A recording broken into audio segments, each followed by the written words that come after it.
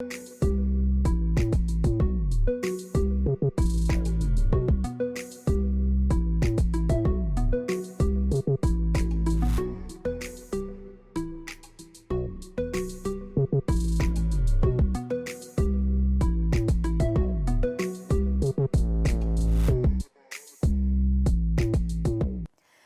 Monday, January 21, the beginning of a new work week. Here is what is making the news.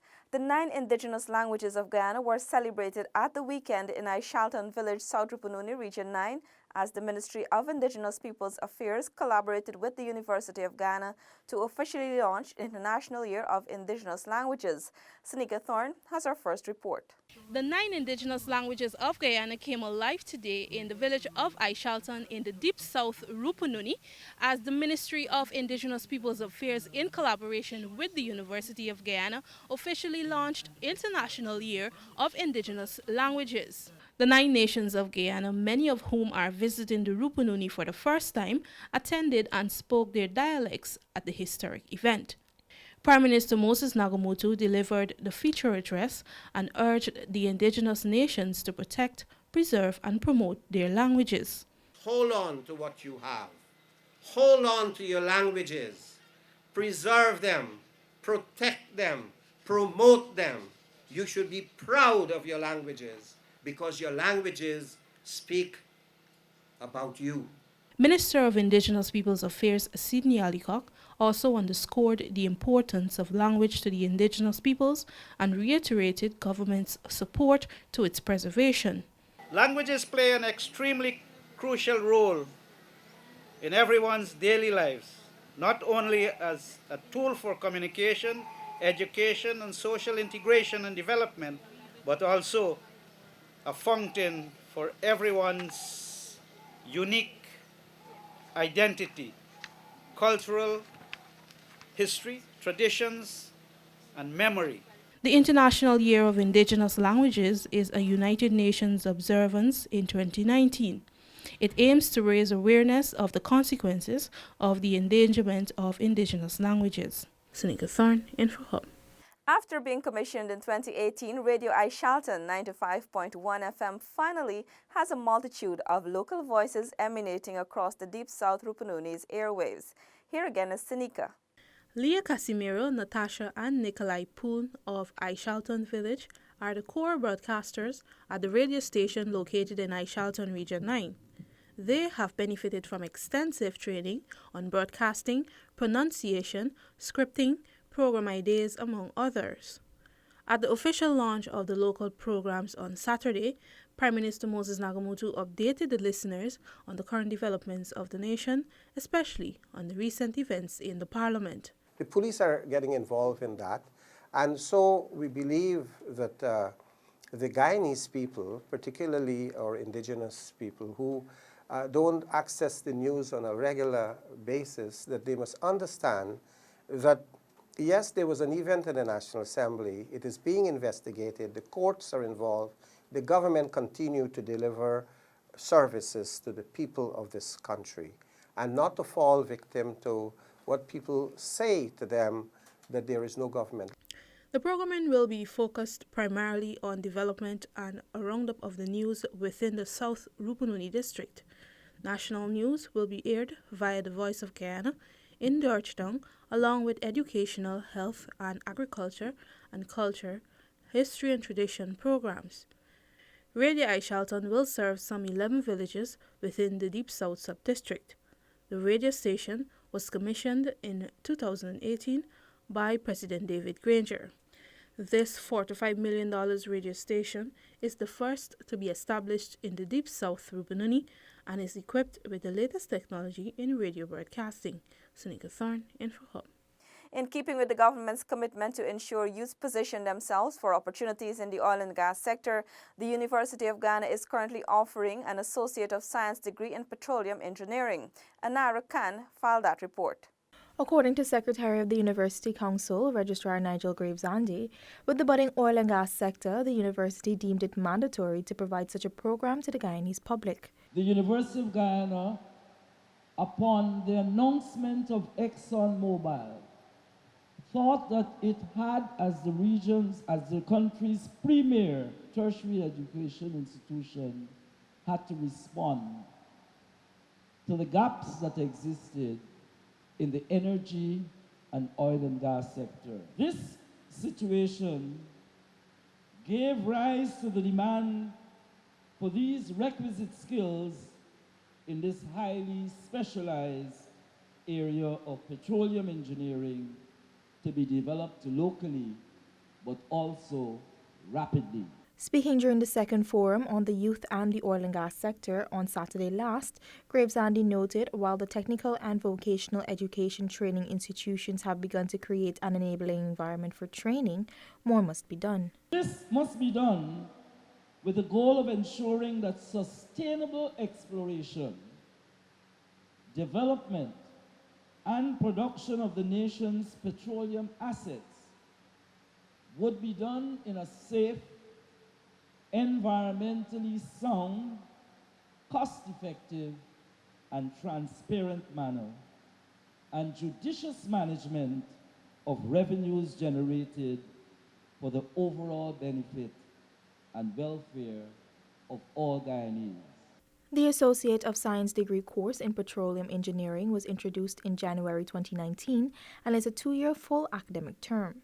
Students enrolled for the program will be engaged in workshop training and skills courses. It was also noted that the course is being offered in collaboration with Trinidad and Tobago. For InfoHub, Anara Khan. Saipem, ExxonMobil Guyana's prime contractor for subsea installation services, has offered its shipment of 2,684 pipes for the Liza Phase 1 project. Details from Felicia Valenzuela. The pipes arrived in Georgetown on January 14, and according to SAPEM country manager Turantrian Nadararaj, it's a milestone. The first set of equipment pipes that is going to be the foundation and of the oil and gas industry of Guyana has arrived. So the pipes have arrived. We have had two sets of vessel that has already arrived now. The pipes are being offloaded from the vessel and being stored here for the purpose of offshore activity. The pipes received comprise oil production flow lines and gas and water reinjection pipes. They will be laid on the seafloor at the Liza Phase 1 development offshore. The laying aspect of the pipe is technical, it is challenging, it is, water depth is very high, it is a remote operating equipment required to be done. Of course, the detail is very technical, it's an engineering details. But again, for simplifying, it is just, like I explained, this vessel that's behind me, this is the FTS2. These pipes will be transported on board this vessel, and it will be welded on this vessel, be coated, and the pipes will be installed in the bottom of the sea using this vessel. The pipes will be stored in Georgetown before being transported offshore in the second quarter of this year to be installed by the SAPEM FDS2 pipe-laying vessel. Reporting for InfoHub, Felicia Valenzuela. The Central Housing and Planning Authority is promoting the use of alternative building construction materials, especially for low-income earners.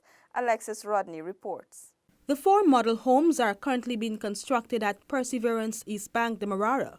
The aim is to provide lower-cost building units while simultaneously reducing construction time. Anthony Ragnott, an engineer from CHNPA's project department, said while the housing unit is seeking to reduce cost, there are other factors that are being considered to ensure the buildings stand the test of time. While we're looking at low costs and reducing the costs, we also those have to be achieved with consideration for low maintenance, strength requirements for either flat building or elevated building, also durability so that it could withstand our climatic conditions, and also fire resistance. The model houses are being constructed by the developer Eco Housing Inc. The company's alternative materials are steel columns and metal frames along with mesh plastered with cement. Construction of the 2 3-bedroom and 2 2-bedroom houses began in October 2018 and are expected to be completed as early as next month. Eco Housing Inc.'s project manager Chris Chin said the alternative building project has been embraced by many persons in countries such as Malaysia, Indonesia, and Mongolia. We are here to do all this local housing for the people here. For more to help them low-income people to buy the house. We have a contractor from China. They try to use the steel bar to build all these houses in Ghana. Reporting for InfoHub, Alexis Rodney. Still to come, Smart Hospital billboard unveiled at Diamond Diagnostic Center and 5-day policy formulation workshop begins. Stay with us. Dogs again, and no mailbox. Don't let this happen to you. I'm so happy that I get this mailbox. Now I get an arm of mails. You know how much times GPL come and disconnect me life because I couldn't get my bill? I didn't notice. Anyways, girl, the post office encouraging all residents to install a mailbox so they can improve their service to us. Get your mailbox today and help the Guyana Post Office to serve you better. Welcome back. As part of the Smart Hospital initiative, the Ministry of Public Health, in collaboration with the United Kingdom High Commissioner to Guyana and the Pan American Health Organization, unveiled a billboard at the Diamond Diagnostic Center. Anira Khan filed that report. The Diamond Diagnostic Center on the east bank of Demerara is one of the 5 health facilities identified by the Ministry of Public Health to be upgraded to Smart Health Facility status. Minister of Public Health Valda Lawrence this morning stated apart from the resilience the facility will have, it will be one of free flow. One whereby the services can be provided in such a manner that there is no cumbersomeness in terms of the patients accessing the services and the staff being able to provide those services. And this is a great takeaway for the health sector because we will borrow from this procedure and ensure that we implement it as we go along into the other health facilities.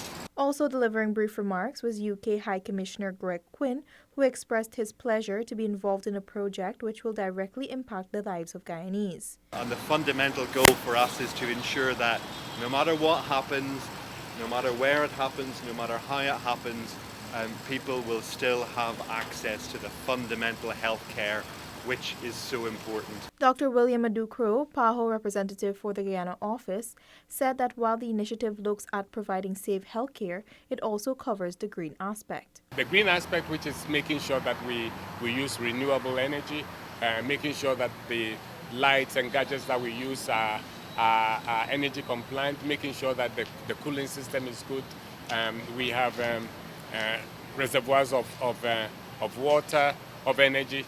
So when you put those together, then we have the Smart Hospital Initiative. The other facilities identified are Lenore Diagnostic and Treatment Center, Mabaruma and Lethem Regional Hospitals, and the Paramakatoy Health Center. For InfoHub, Anira Khan. In an effort to increase students' achievements through an efficient and effective education system, several regional education officers and other relevant stakeholders gathered today to begin a 5-day policy formulation workshop. Details in this report. Minister of Education Dr. Nicolette Henry said this workshop will allow the ministry to set clear objectives to be achieved. This, she said, will be in terms of equity, quality and access to services offered by the ministry. This government, your government, is committed to transforming Guyana's education sector over the next decade and beyond. Our goal and purpose of the education system is to equip our students holistically to allow them to succeed in the 21st century amidst the opportunities and the challenges that this new era presents.